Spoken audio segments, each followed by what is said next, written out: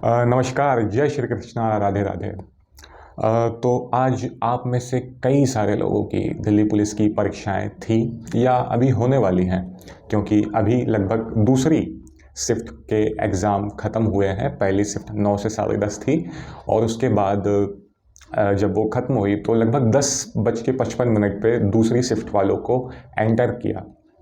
Enter करने के दौरान थोड़ा समय लगा और 12 बजे से दूसरी शिफ्ट चालू हुई, जो कि 1:30 तक की थी। और इसी के क्रम में आगे तीसरी शिफ्ट लगभग 3 बजे से 4:30 बजे है, 4:30 बजे तक है और आगे ऐसे ही चल रहा है। मेरे ख्याल से 4 शिफ्ट हैं कुल मिलाकर के। तो हम गए थे रिव्यू लेने कि कैसा रहा सबका एग्ज़ाम, कैसी रही परीक्षाएं, पहले दिन का पहली शिफ्ट कैसा रहा। तो रिव्यू में बहुत कुछ जानने समझने को मिला है। आगे बने रहिए, सब कुछ हम लोग देखेंगे। उससे पहले ये एक हमारे भ्राता हैं, उनकी वीडियो देख लीजिए, उनका कैसा एक्सपीरियंस रहा।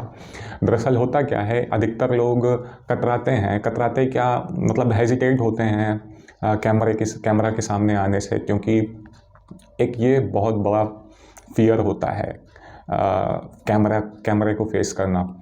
तो इसलिए सारे ही भाग रहे थे। एक तो ये होता है कि पता नहीं किसने क्या कैसा स्कोर किया, तो उनमें से वो चुन पाना, उस व्यक्ति को चुन पाना जो बहुत अच्छे से एनालिसिस कर सकता है, वो बहुत मुश्किल है।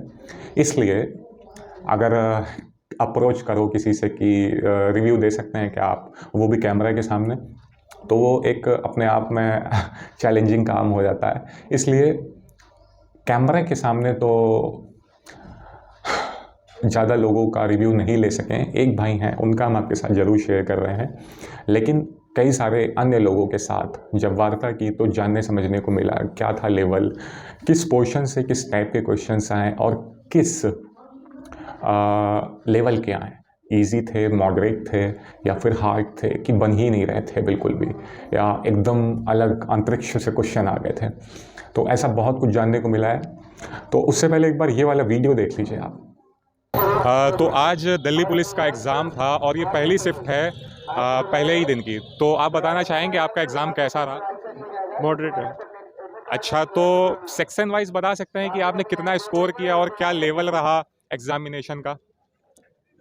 एग्जामिनेशन का लेवल मॉडरेट रहा। मैंने रीजनिंग में 25 के 25, जीएस में 50 में 40, मैथ में 15 में 14 और कंप्यूटर में से 10 में से 10 किए हैं। टोटल अटेम्प्ट मेरे 89 है। अच्छा, 89 अटेम्प्ट किए हैं, फिर तो ये बहुत अच्छा स्कोर है मतलब अटेम्प्ट के सिलसिले में, क्योंकि जो पोर्शन करने वाला है उसमें आपने लगभग पूरे किए हैं और जो छोड़ने वाला है उसमें जीएस, क्योंकि सबके मतलब सबका ही नहीं होता, चाहे जितना कोई पॉल है उसकी अलग ही था है, वो कभी नहीं किया जा सकता। तो उसमें भी आपने 39 अटेम्प्ट किए, 40 अटेम्प्ट किए हैं, तो वो बहुत सही मतलब अटेम्प्ट है आपका। तो आपको सेक्शन वाइज किस में कितना लग रहा है कि सही जाएगा और कितना लग रहा है किसमें कितना गलत जा सकता है? जीएस में ज़्यादा गलत जा सकता है। जीएस में ज़्यादा गलत हो सकता है, फिर भी एक अनुमान कितना? 5-7 क्वेश्चन गलत हो सकते हैं। 5-7 क्वेश्चंस हाँ गलत हो सकते हैं। और मैथ में आपने 14 किए हैं, हाँ जी। तो उसमें कितना आपका स्कोर रह सकता है? 14 भी सही हो सके। एक दो अच्छा, एक हाँ दो हाँ, दो। मैथ का तो यही है कि अगर आपने किए हैं तो लगभग चांसेस होते हैं कि सही जाएं, अगर आपको आइडिया है तो। जीएस का ये रहता है कि तुक्का हो जाता है कभी कभी। आपने कितने मतलब ऐसे हैं कि तुक्का लगाया हो, ऐसे कितने क्वेश्चंस थे? 10-12 क्वेश्चन है। 10-12 क्वेश्चंस थे। अच्छा, कुछ कुछ क्वेश्चंस याद हैं क्या जीएस में जो आपको मतलब लगे हो कि जो आप साझा कर सकें कि किस टाइप के क्वेश्चंस हो जो आए थे? स्टैटिक जीके में से आए थे, वाद्य यंत्र के वाद्य यंत्र के आए थे। रिलेटेड। अच्छा, किस नृत्य, वाद्य यंत्र और किस एक्सपोनेंट के बारे में पूछा? तबला के बारे में, तबला के बाद अब्दुल रखा खां और अच्छा, तबला के बारे में पूछा, अब्दुल रखा खां। ये। अब्दुल रखा खां वही जो जाकिर हुसैन जी के पिताजी हैं? हाँ जी। अच्छा, और कोई क्वेश्चन, ये तो बहुत अच्छा ईजी क्वेश्चन इसको गिना जाएगा यदि तैयारी सही है। ऐसा कोई हार्ड क्वेश्चन जो आउट ऑफ द बॉक्स आया, वो कैसा रहा मतलब? ऐसा कोई क्वेश्चन नहीं, मतलब लगभग अगर तैयारी सही है तो किया जा सकता था एग्ज़ाम। अच्छा, तो आपका स्कोर 89 मतलब अटेम्प्ट 89 है, उसमें से आपके 68 67 जाएंगे। अच्छा, ठीक है, धन्यवाद। भगवान करे आपका मतलब मेरिट में नाम आ जाए। धन्यवाद। तो उम्मीद है आपने ये वीडियो देख लिया होगा, आपको थोड़ी सी क्लैरिटी आई होगी कि कैसा क्या एग्ज़ाम है।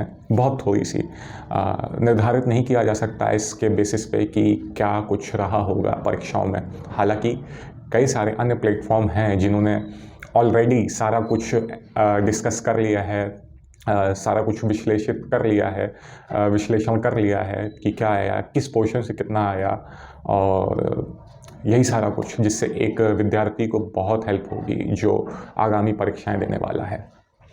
तो सबसे पहले बात करेंगे कि अधिकतर विद्यार्थी, अधिकतर बच्चे, अधिकतर परीक्षार्थी कहाँ से थे। तो सबसे ज़्यादा NCR रीजन के थे। कई लोग दिल्ली से थे, कई लोग हरियाणा से थे, कई लोग मुरादाबाद, मेरठ, इन सब जगहों से आए हुए थे। तो एक चैलेंजिंग उनके लिए ये स्थिति रही कि उन्हें इतनी दूर से यहाँ पे आना पड़ा। कई लोग बोल रहे थे रात में आया हूँ या अभी पहुँचा हूँ, यहीं पे सो रहा हूँ तब से। हम कई सारी फ़ोटोज़ देखिए लगाएंगे जिससे कि आपको स्थिति का एक तरीके से प्रारूप या फिर एक अनुमान हो सके कि कैसे क्या चीज़ें होती हैं जब कोई बच्चा या कोई अभ्यर्थी किसी अन्य ज़िले में या किसी अन्य राज्य में, इस बार तो बहुत दूर हो गया तो इसलिए राज्य कहना भी ठीक होगा इस बार, बस देश कहते कहते बचा, पता चला श्रीलंका, नेपाल में जा रहे हैं देने। तो एक चैलेंज केवल यही रहा उनके लिए कि उन्हें बहुत दूर दूर से आना पड़ा एग्ज़ाम देने के लिए। और दूसरी बात, ये जो एग्ज़ाम हुआ, मतलब सेंटर मेरे घर के पीछे ही है, तो हम देखने गए, ये फ़ोटो हम यहाँ पे शेयर कर देंगे। तो ये एक बैंक्वेट हॉल जैसा था और उसके बगल में ही एग्ज़ामिनेशन सेंटर बना हुआ था। तो 500 बच्चों की कैपेसिटी थी। कैपेसिटी क्या, मतलब 500 बच्चे निर्धारित किए गए थे कि हाँ इतने लोगों की परीक्षाएं हैं। लेकिन मोटे मोटे तौर पे यदि हम अनुमान लगाएं, आकलन करें इस चीज़ का, तो एक शिफ्ट में 200 से 250 बच्चे भी मुश्किल से जा रहे थे। 200 से 250 बच्चे कहना ठीक रहेगा, यानी कि ये कह सकते हैं कि जितने लोगों ने फॉर्म भरे हैं उसके आधे ही बच्चे अपेयर हो रहे हैं एग्ज़ामिनेशन में। तो इसलिए कंपटीशन का बहुत ज़्यादा आप पहाड़ मत बनाइए कि इतने सारे लोग हैं, 3200 है पर सीट चल रही है, 400 और एक के रेशियो, मतलब 400 अभ्यर्थी होंगे जो बैठेंगे, उसमें से एक बच्चे का सिलेक्शन होगा। ऐसा नहीं है, कई सारे बच्चे तो आधे हो गए। पहली बात तो ये कि आधे हो गए।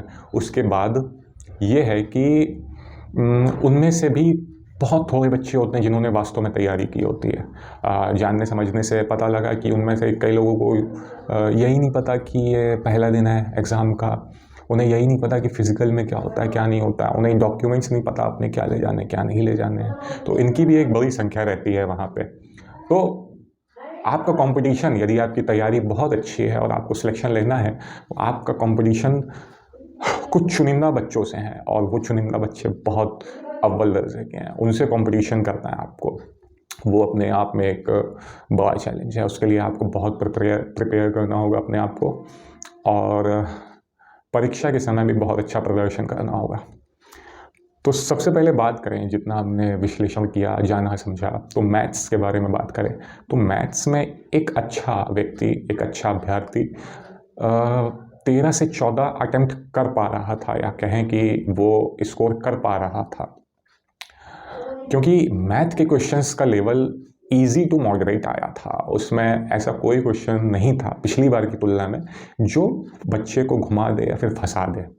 बिल्कुल भी ऐसा कोई क्वेश्चन नहीं आया था। इवन यहाँ तक ये पूछ लिया कि 4000 का, ऐसा उन्होंने कुछ बताया कि उन्होंने 4000 की कोई वैल्यू दी और सीधा ऐसा ही पूछ लिया, सिंपल इंटरेस्ट पूछ लिया। तो मेरे ख्याल से ऐसा क्वेश्चन यदि आया रहा होगा तो उसे मुँह जवानी व्यक्ति कर देगा, जिसने थोड़ी बहुत समझ रखी है, और जिसने नहीं भी पढ़ा है वो भी कर देगा। तो इससे ये चीज़ तो पता चल रही है कि कैसा रहा है मैथ का लेवल, क्योंकि अन्य क्वेश्चन भी उससे मेंसुरेशन से भी आए हैं। दो क्वेश्चन आए हैं मेरे ख्याल से, जैसा हमको जानने समझने में मिला। परसेंटेज, प्रॉफिट एंड लॉस और SI CI, इनसे अच्छा वेटेज रहा है एग्जामिनेशन में। तो मैथ कहा जा सकता है इजी टू मॉडरेट है। अगर व्यक्ति ने अपना बेसिक मजबूत किया है और कुछ मॉक लगाए हैं तो वो आसानी से कर सकता है। इसके बाद यदि हम बात करें GS की, तो GS में कुछ क्वेश्चंस, कुछ क्या, उसमें तो हमेशा ही ऐसा है कि चाहे जितना व्यक्ति पढ़ ले, questions out of the box जाने ही जाने हैं। कई क्वेश्चंस आए फंसे, अच्छे खासे फंसे। उसमें अल्लाह रखा खां, किशन महाराज, इनसे संबंधित भी कई क्वेश्चंस किए, और भूगोल के थोड़े कम क्वेश्चंस रहे जैसे बताया सबने। और स्टैटिक का अच्छा पोर्शन पूछा उन्होंने। और करंट अफेयर का ध्यान देने योग्य बात यह है कि इस वर्ष के क्वेश्चन शायद ही पूछे हों 2021-2022 इनके प्रश्न आए थे परीक्षा में। अभी जैसे क्वेश्चन तो किसी को भी नहीं याद रहते हैं, जिन्होंने एग्ज़ाम दिया तो हमको कैसे याद रहेंगे, लेकिन एक मोटा मोटा हिसाब बताएं तो उन्हें ये अनुमान रहता है कि इतने क्वेश्चंस आए थे। तो बता रहे थे कि 3 से 4 से 5 क्वेश्चंस करंट अफेयर के आए थे, लेकिन मोस्टली बहुत पुराने करंट अफेयर के पूछे हैं, यानी कि 2021-22 के पूछे हैं। लेकिन ऐसा नहीं कि बहुत डीप में पूछ लेंगे, कुछ जो बहुत महत्वपूर्ण घटनाएं रही होंगी उनके ही विषय में वो पूछेंगे वहाँ पे। लेकिन पता तो होना चाहिए, वरना हम लोग आसान से आसान भी प्रश्न नहीं कर पाते हैं। इसके बाद यदि बात करें कंप्यूटर की, तो कंप्यूटर पर्सनली हमें थोड़ा सा अच्छे लेवल का लगा। मतलब देखिए, हम लोगों ने पढ़ा है, जिन्होंने MS वर्ड MS एक्सेल पढ़ा है बहुत अच्छे से, उनके क्वेश्चंस बहुत ईजिली बन जाएंगे, कोई मतलब नहीं है। ऐसे जो मॉक देते आ रहे हैं वो इस चीज़ को फेस कर चुके हैं, ऐसे चैलेंजेस वो पहले ले चुके हैं, तो उनको तो कोई प्रॉब्लम नहीं आएगी। लेकिन जो व्यक्ति कंप्यूटर को थोड़ा बहुत जानता समझता है तो उसके लिए थोड़ा सा चैलेंजिंग रहा होगा। लेकिन जिन्होंने मैराथन लगाई हैं RWA से, उनका बहुत अच्छा फंसा होगा, मेरा दावा है ये। अगर उन्होंने मन से उन्होंने ध्यान लगा करके सारी चीज़ें की होंगी तो मेरे ख्याल से 9-10 क्वेश्चंस बनाना मुश्किल नहीं है। इसमें एक आधा क्वेश्चंस तो बनता ही इस तरह का है कि मतलब वो कोई भी मतलब चाहे जितना पढ़ ले वो अलग लगता है काफ़ी। तो ये था कंप्यूटर का। कंप्यूटर भी ये मान के चलिए मॉडरेट था, मॉडरेट से थोड़ा ऊपर थोड़ा नीचे हो सकता है, लेकिन हार्ड बिल्कुल भी नहीं था। और रीजनिंग की बात, रीजनिंग में तो नाम लेती बच्चों का एकदम प्रसन्न चित्त चेहरा हुआ जा रहा था। पूछो कि कितना अटेम्प्ट किया, एक अच्छा व्यक्ति बता रहा था कि 23-24 इवन 25 तक की बता रहे थे कि अटेम्प्ट किए हैं। ये सारी चीज़ें ऐसी होती हैं कि इनमें ज़्यादातर पता होता है कि हाँ मेरा स्कोर इतना हमने अटेम्प्ट किया है, तो इसी के अराउंड होता रहा होगा। तो अगर इसमें रीजनिंग की बात करें तो इजी आई थी, इसका लेवल इजी रहा था।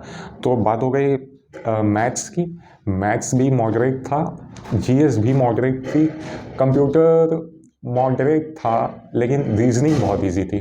ओवरऑल यदि बात करें एग्जामिनेशन की तो वो बहुत ज़्यादा टफ नहीं आई थी। यदि व्यक्ति ने तैयारी अच्छे से की है, अच्छे से क्या मतलब अगर उसने ठीक ठाक भी तैयारी की है तो पिछले वर्ष की तुलना में वो अधिक स्कोर प्राप्त करेगा इस बार। क्योंकि जिस तरह से एक माइंडसेट बन गया था कि इस लेवल का पूछेगा, CGL के लेवल का पूछेगा, CGL से भी हाई जा रहा है, CGL से भी हाई जा रहा है, तो क्या इस बार भी वैसा ही आएगा। लेकिन सारा कुछ एकदम विपरीत हुआ। पिछली बार से बहुत इजी क्वेश्चंस आए थे, लेकिन इसका मतलब ये नहीं है कि सबका सिलेक्शन हो जाएगा। इसका मतलब ये बिल्कुल भी नहीं है कि आपने बहुत अच्छा स्कोर किया है तो आप पक्के दावेदार हैं सिलेक्शन के। ऐसा बिल्कुल भी नहीं है। जब एक चीज़ कठिन या आसान होती है तो वो केवल आपके लिए नहीं होती है, तो वो केवल आपके लिए नहीं होती है, बल्कि अन्य सभी अभ्यर्थियों के लिए होती है। यदि स्कोर बढ़ता है पेपर के आसान होने के कारण तो एक साथ सबका बढ़ता है। या ऐसा नहीं होता है कि तुम कर लो, या आसान है हम नहीं करेंगे तो आपका अकेले हो जाएगा, ऐसा नहीं होता। कठिन और आसान लेवल सबका एक साथ बढ़ता है, सबका एक साथ घटता है। तो इस बार की कट ऑफ की बात करें तो सेफ स्कोर 75 जा सकता है लड़कों का फाइनल स्कोर, और गर्ल्स का बात करें तो उनका 65 के अराउंड। अभी ये जो भाई हैं मेरे जिनका हमने इंटरव्यू लिया, इन्होंने 89 अटैम्प्ट किए थे। 89 अटैम्प्ट किया, और भी बहुत सारे लोग थे जिन्होंने 80-85 80-85 95 ऐसे अटैम्प्ट किए। 95 वाले तो तुक्का बहुत लगाते हैं, क्योंकि इतना असंभव होता है अटैम्प्ट कर पाना। मतलब एक जनरल छात्र के लिए हम अपवाद की बात नहीं कर रहे हैं। जनरली ये देखा जाता है कि इतना मतलब बाकी सब में तो पूरा कर लो, लेकिन 50 में से 45 अगर GS में अटैम्प्ट कर रहे हो केवल, तो फिर एक बड़ी बात है। पता नहीं क्या ही करके आए होगे आप, या तो एकदम हाई चला जाएगा या तो एकदम लो वाले हो आप, या तो आपको कुछ नहीं आता या तो आपको सब कुछ आता है, इसलिए आप इस तरह का अटैम्प्ट कर रहे हो। तो कुछ चीज़ें और हमने पूछी कि आपने मॉक दिया था या नहीं दिया था। कई सारे लोगों ने कहा कि मॉक नहीं दिया था, हम तो ऐसे ही आ गई चले यार। हाँ, कई लोग ऐसे थे, मतलब उनको यही नहीं पता कि पेपर में जो होने वाला है उसमें किस पोर्शन का कितना भाग है या फिर कितना नहीं है, क्या कैसे क्या पूछा जाएगा। बहुत पता नहीं वो बन रहे थे या फिर वास्तविक चीज़ें हैं ये कि उनको आभास ही नहीं है कि वो करने क्या चाह रहे हैं एग्जामिनेशन सेंटर में। तो मॉक की जब बात की तो मॉक उन्होंने कहा कि हमने टेक्स्ट बुक का दिया था, परचेज़ किया था मेंबरशिप उन्होंने, तो उन्होंने टेक्स्ट बुक का दिया था, बताया कि इसका एनालिसिस बहुत अच्छा और लेवल भी ठीक रहता। तो RWA का भी पूछा, रोजगार वित्त अंकित का भी पूछा, तो सबने हाथ खड़े कर दिए, कह रहे हैं उसका नहीं लगाएंगे भाई। कह रहे थे कि उसमें अगर तुमने कोई विषय पढ़ा है तो उस विषय का सबसे गहनतम बिंदु पूछा जाता है, तो माता अच्छी हो जाती है पूरी तरह से, जैसा कि उन्होंने बताया। कह रहे हैं अगर RWA में 65 और 70, 65 से लेकर के 70 तक की अगर आपका स्कोर बना हुआ है लगातार 4 से 5 मॉक टेस्ट में, तो आपका बहुत अच्छा स्कोर है। और अगर यदि आप 70 प्लस स्कोर कर रहे हैं, 70 प्लस स्कोर कर रहे हैं लगातार 3 से 4 में, तो ये अपने आप में एक आत्मविश्वास पैदा करता है। और वास्तव में ये चीज़ है, हमने इम्प्रूवमेंट देखा है, क्योंकि वहाँ पे ऐसी ही चीज़ पूछी जाती हैं, ऐसी ही चुनौतियों से आपको फेस करवा दिया जाता है जो परीक्षाओं में आपको तंग कर सकती हैं या तंग करने वाली हैं। यदि आप उन सारी चीज़ों को पहले ही सोच समझ करके जाओगे, सीख करके जाओगे, तो आपको उतनी प्रॉब्लम नहीं आएगी। यदि परीक्षा बहुत ठीक रही हो तो आप फिज़िकल में अपना पूरा समय दे दीजिए और अब आप थोड़ा खेल कूद सकते हैं। और यदि आपकी परीक्षाएं आने वाली हैं कुछ ही दिनों में, तो आप इन सारे परीक्षाओं का विश्लेषण एक बार स्वयं से कीजिए और एक बार करके देखिए इन परीक्षाओं को कि आप कितना स्कोर कर पा रहे हैं, कितना नहीं। जहाँ पे आपको लगता है कि ये क्वेश्चन मुझसे बनना चाहिए, नहीं बन रहा है, वहाँ पे आप प्रैक्टिस कीजिए सारी चीज़ों को सही करने की, क्योंकि परीक्षा है, आपको थोड़ा सा अधिक परिश्रम तो करना ही होगा।